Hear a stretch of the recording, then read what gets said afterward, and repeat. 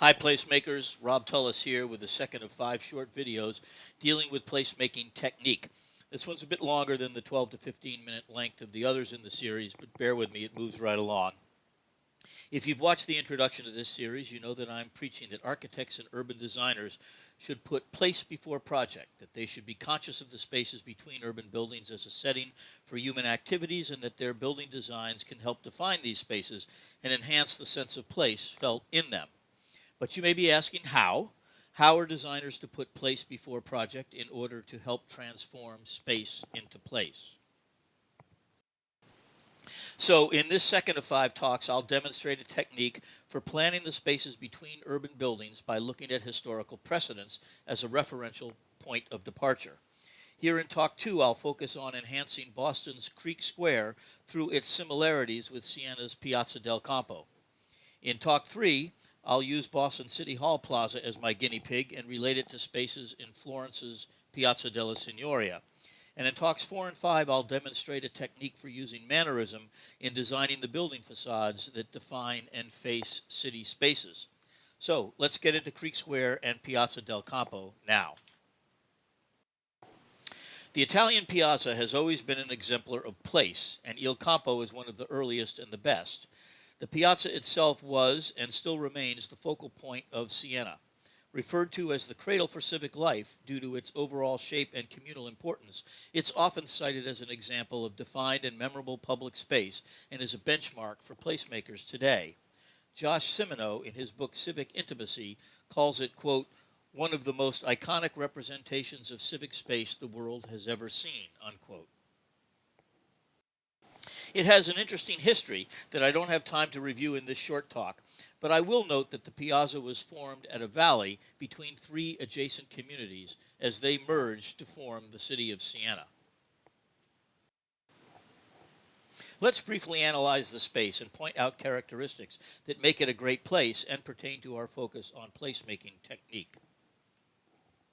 It's about 340 feet along its north end and about 395 feet along its southern end, which is dominated by the facade of the Palazzo Pubblico, Siena's City Hall.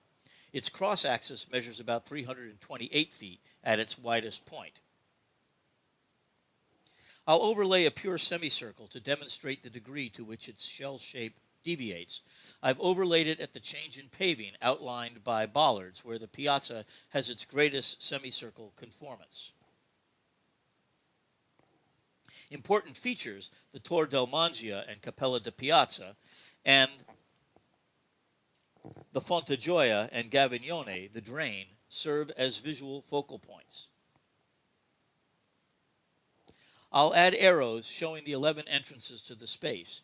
At Piazza del Campo, they are all controlled pedestrian streets and staircases. This is a distinctive and experientially important feature. A key to successful placemaking is a strongly articulated degree of enclosure, and at Il Campo, this is emphasized by the access points through that enclosure. Borrowing from the title of a book by Edward T. White, I'll call this Path, Portal, Place. It has to do with the sequence of entering a defined space, the proportions of the elements in that sequence, and the contrast in those proportions. Paths are linear spaces that imply or aid movement. Portals are defined and constricted junctions along the paths.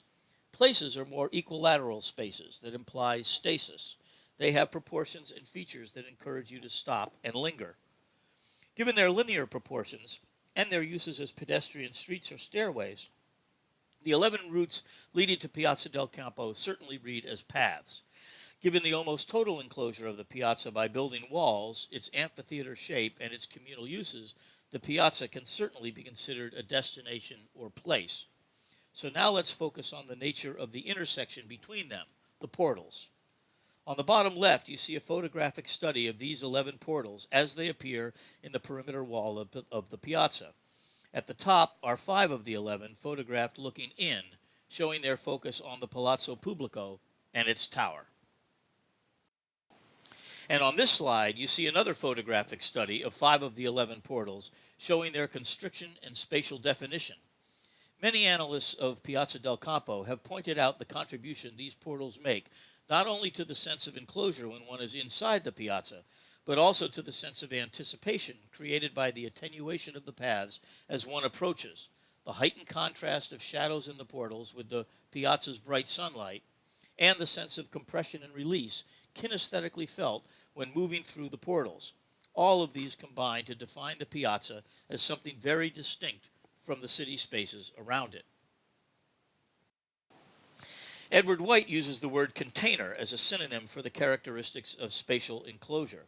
His diagram at the lower left emphasizes that a public space's container is determined as much by its vertical section as by its horizontal plan.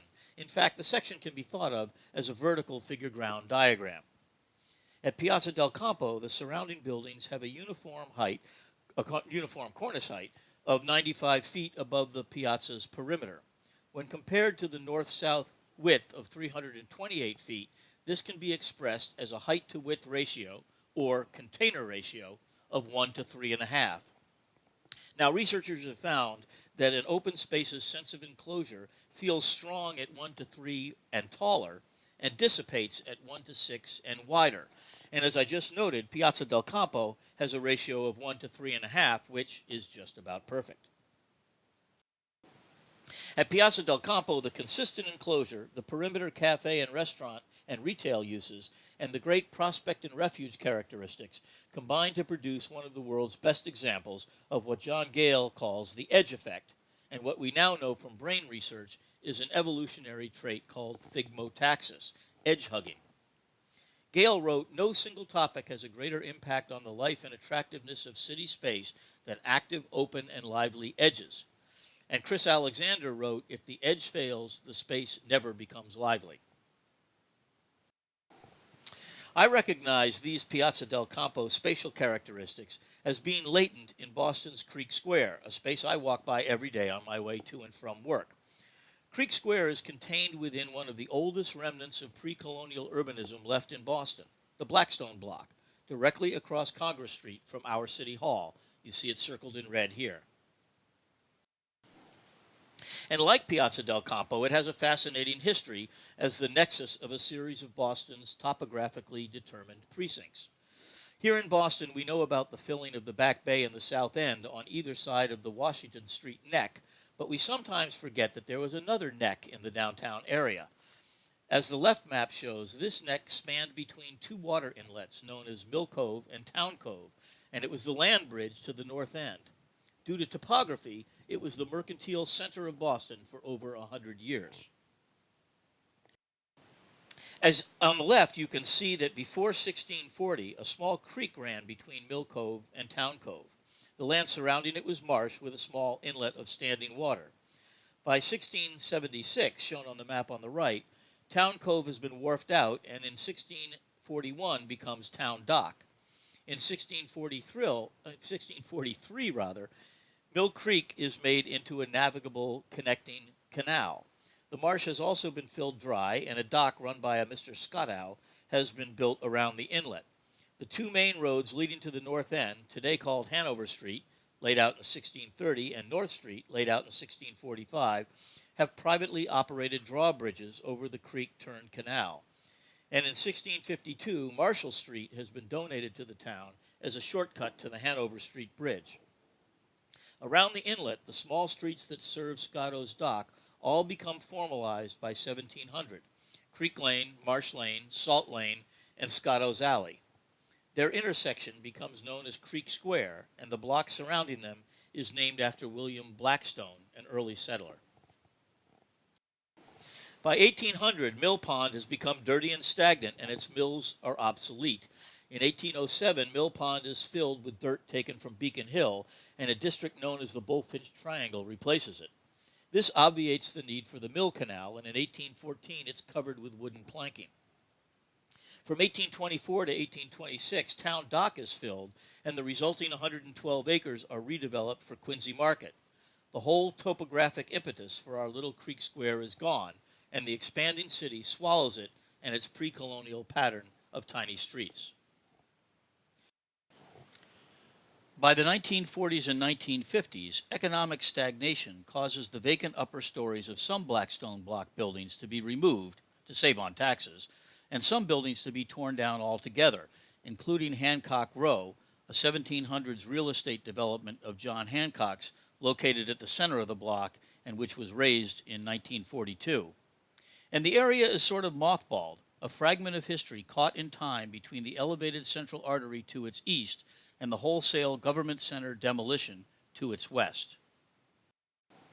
Let's look at its open spaces in plan. The Blackstone block has a space at its center that's about where Scotto's Dock water inlet was.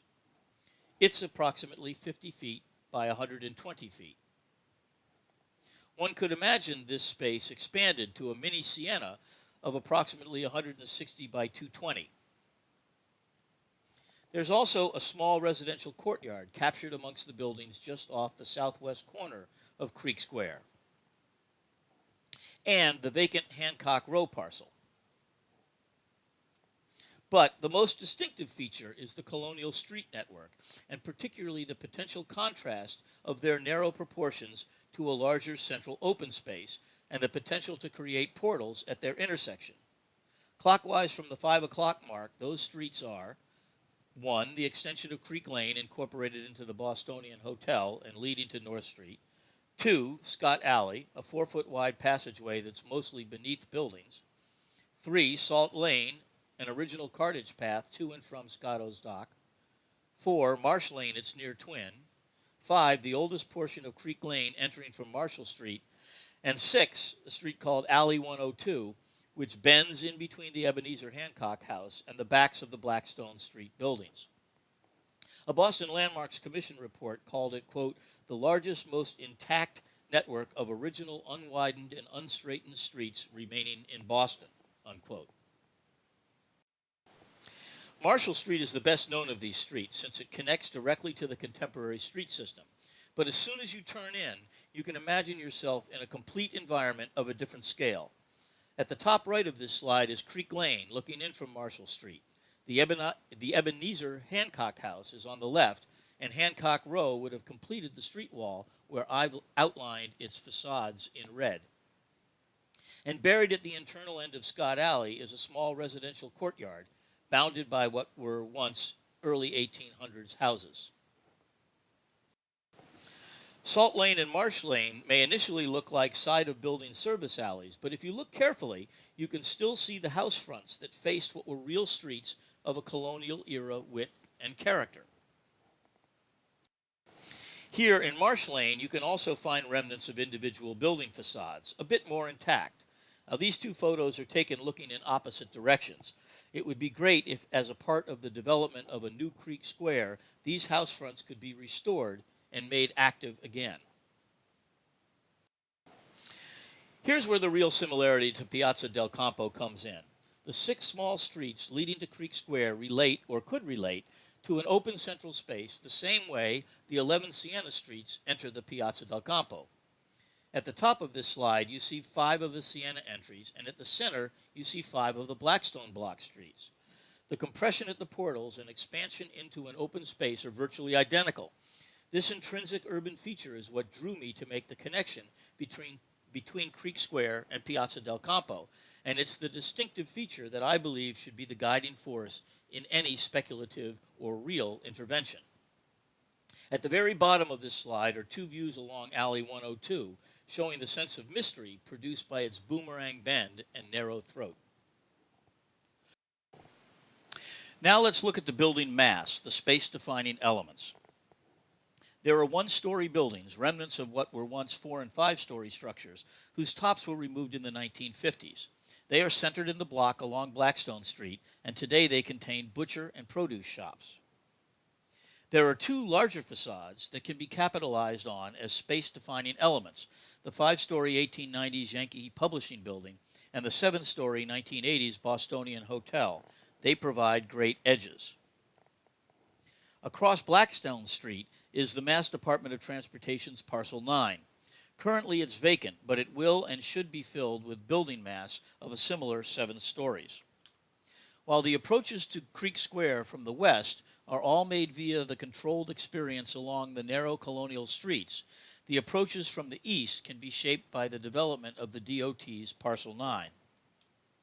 Here are those approaches. Unfortunately, when the DOT let Parcel Line out for bid in 2012, they didn't take into account any of the Creek Square possibilities. As often happens, rather than focus on place, they focused on project, and they seemed to imagine their site was an island unto itself. This failure of vision got reflected in the resulting development proposals. So I noodled around with my own plan, which I'll conclude with in a moment. If you accept my inclination to create enclosure and containment as a way of giving place identity to a redeveloped Creek Square, then the Parcel 9 building should be shaped to constrict the ends of Blackstone Street, establishing thresholds there. It should also relate its exterior massing components to approaches from the north end and to pathways established by the new park. Here's a view of the approach through the park. I believe that this calls for a contextual response at the corner of Hanover Street, placing a building component there that serves as an eye target at the end of the path and a totem for the north portal to the new Creek Square. At the bottom of this slide, you can see the pattern of park sidewalks across from the northeast side of Parcel 9. I think these provide a clue for how to make more connections to Creek Square from the north end. Here are those small building fragments along Blackstone Street, the ones that were once 4- and 5-story structures, similar to the surviving Dirty Nellie's building on the far right. The historic folks might hate me, but I think these are teardown candidates, whose demolition would open up more spatial possibilities. And here are the major facades at the rear of the Bostonian Hotel and the Yankee Publishing Building. Despite being the backs of these buildings, both facades have good bones, formal organizations with large ground-level openings that could be repurposed as storefronts for the restaurants and hotel lobby inside. Despite their differing number of stories, they're nearly the same absolute height above grade, establishing a nice cornice for the container of a possible new Creek Square. If we want to get a square with a container ratio taller than 1:3, the height of these buildings can define a space as wide as 200 to 300 feet, which is just what's available if we demolish those small buildings. These are the types of context and placemaking clues that I look for when thinking about design that creates figural space and integrates its paths, portals, and places within a surrounding network, rather than a design that is focused on creating objects floating in free space. From the outside, here's what it looks like today. Most people don't even know it's there. If you squint, you can almost imagine it as a Piazza Del Campo-like space. Can you see it? No? How about now? And how about now? Okay, all joking aside, there are tremendous opportunities waiting to be capitalized and a ready programmed activity in the weekend Haymarket that takes place there. So for my speculative proposal, first I developed a base plan at scale from Google Maps aerials and visits to the site, since I walked through it on my way to and from work. And these help me document the existing conditions. Then I identified those small building fragments that could be demolished to create public open space possibilities. I also dashed the property line along the east side of Blackstone Street, blithely indicating that this lawyer's line might be violated in the interest of a better space formation. With the one-story buildings gone, the available space is a rough semicircle, about 220 feet by 140 feet, smaller than Piazza del Campo's 395 by 320. It's a trapezoid, a bit larger than the small Piazzetta at Florence, and almost exactly equal to Rome's Trevi Fountain Piazza, 220 feet at its widest by 130 feet deep by 160 at the shorter width. Then I proposed to build on the Hancock Row footprint to restore the building mass along Creek Lane and to better define what I intend to become Creek Square. I'd actually proposed to change the street name back to Creek Lane in order to better contrast the path from the place. What I am intentionally trying to achieve is a constricted portal between the lane and square to emphasize this contrast. This proposed building's main facade's urban role is to define a hard north edge for the new Creek Square, in dialogue with the Bostonian Hotel on the south and the Yankee Publishing Building on the west. Alley 102 is maintained beneath the building, and it bends into an arcade that lines the square so that some of that history is ghosted into the new form. With these three faces of the square defined, I finally turned my attention to Parcel Line. My proposed building footprint there is all context-driven, shaped to create figural space rather than an object determined by internal program. It's designed from the outside in rather than from the inside out. There's a roundini at the north end, at the right, that exceeds the property lines a bit in an effort to constrict the Blackstone Street portal at that end. It's an eye target at the terminus of the park approach from the north end. I've created a tower element at the North Street end on the left to constrict that portal, but also to create an eye target for the approach along the narrow colonial streets. It serves a function similar to that of Siena's Torre del Mangia when viewed from the entry portals of the Piazza del Campo. Protruding above the roof of my building, it would also be a fabulous amenity room overlooking the New Creek Square. My building's main central facade is positioned to face and formalize the spatial center of this square. It's articulated as a projecting element to relate in a dialogue with the other form-making facades, and so that the Parcel 9 building doesn't slip by the Creek Square open space, but rather registers with it at the important portion along its length. Pathways from the park are brought through the ground floor on either side of this central facade, making a more tentacle-like connection from the exterior context of the north end to the square. These also enable storage space for the Haymarket Pushcart Association to be located against the parkside edge and yet have loading access to the square. This storage space is required by the DOT program. This park frontage, as nice as it is on the upper floors, is bad retail frontage on the ground level. And the fact that the curb is used for tourist bus parking makes it okay for storage. You have to pick one of the facades, and with the opportunities for a quality square on the inside, this frontage is the least valuable. Note that I've located my building's loading dock entrance on the North Street side, opposite the parking garage, also a low priority retail frontage. Just to add a bit of internal program reality to my Parcel 9 design, I've test fit a residential apartment program to prove that it can accommodate something.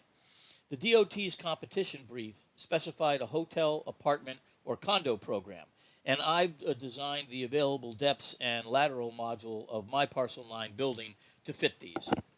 As an apartment building or a hotel, my tower is a great place for the residential amenities, and a rooftop pool could be centered on the Creek Square facade with a sun deck on the park side so that occupants could sunbathe facing the afternoon sun and the pool, which is the way humans subconsciously want to orient themselves to sun and water. The rotunda also makes a good stack of premium apartments with a commanding outward park and Zakum Bridge views.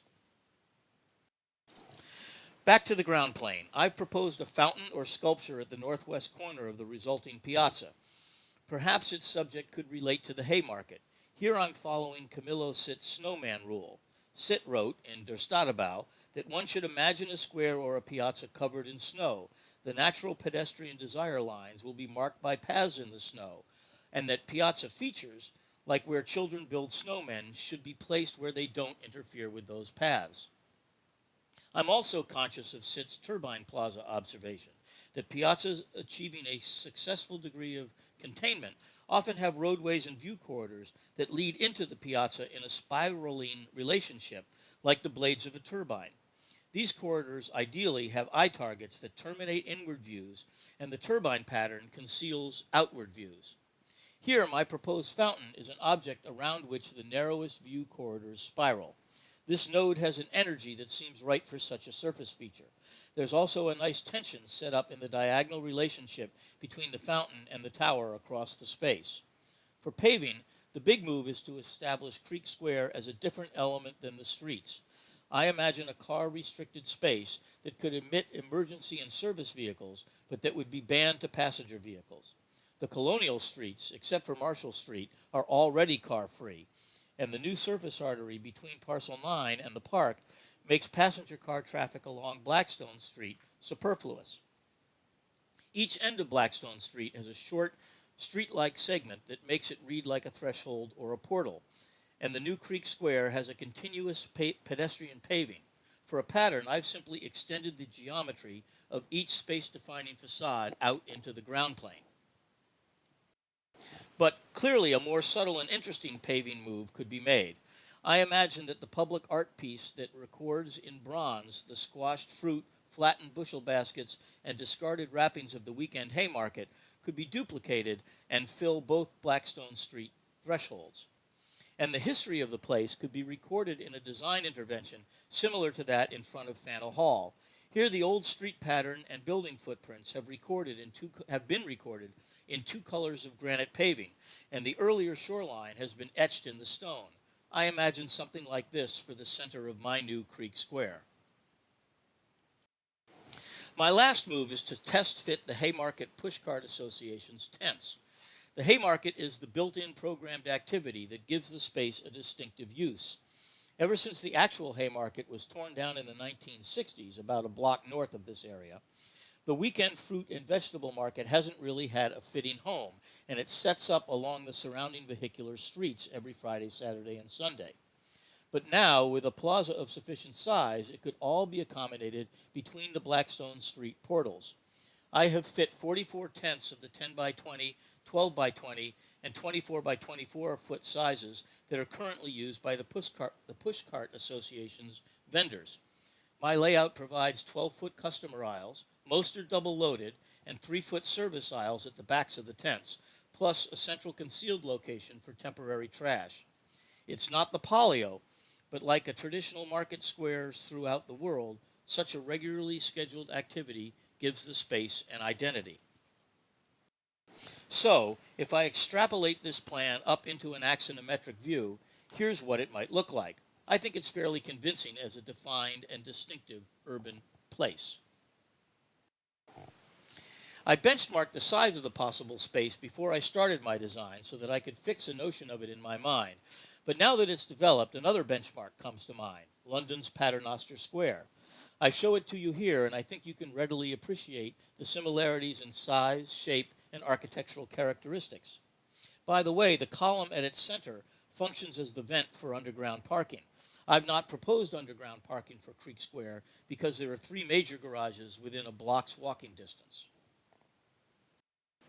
So, if you remember my earlier slide imagining a speculative insertion of a mini Piazza del Campo into the Creek Square area, you can hopefully see that I've come full circle to capitalize on the placemaking opportunities that such a speculation brought to light. Thank you for playing along.